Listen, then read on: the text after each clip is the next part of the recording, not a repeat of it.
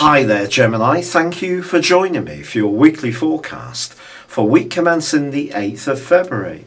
This week begins with a new moon in your sister air sign of Aquarius. Ordinarily, this would give you a huge gush of supporting energy that would help you to open up your world in quite dramatic and exciting ways.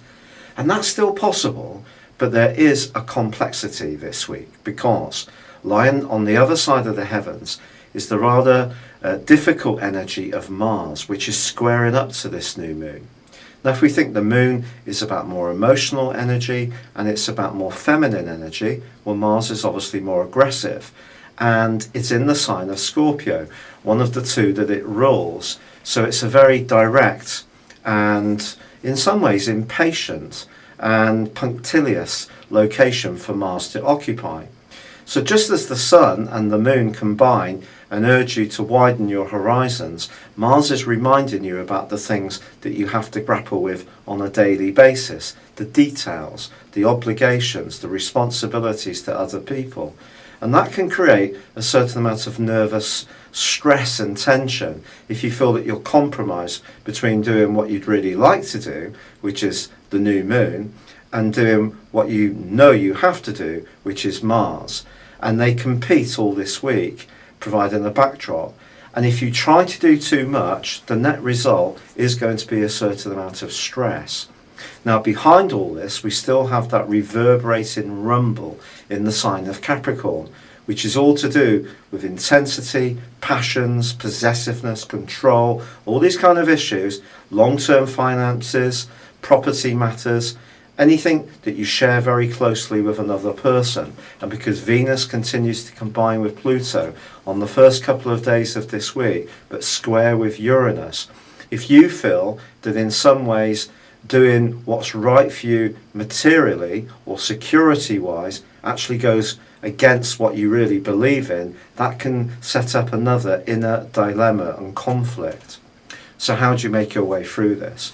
Well, I think the first thing to understand is that your ruling planet Mercury, which is helping you to get beneath the detail of situations, to penetrate beneath the surface, well, that's going to arrive in Aquarius later this week.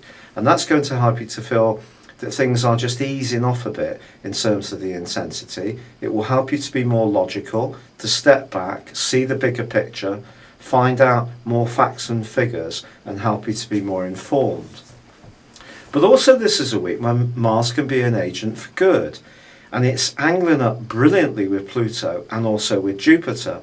And if you are doing anything to do with where you live, any kind of renovation project, or you're remodeling your property in order to get more value from the space within it, or perhaps you're looking to downsize, upsize, move altogether, then this is a week when you can take some very bold steps and be very dynamic about what you do. But the key to making all of this work is balancing your desire to be a free spirit against another part of the heavens, which are asking you to be only too aware of the need to be closely involved with other people, or at least be conscious of what their impact or their input has on your life.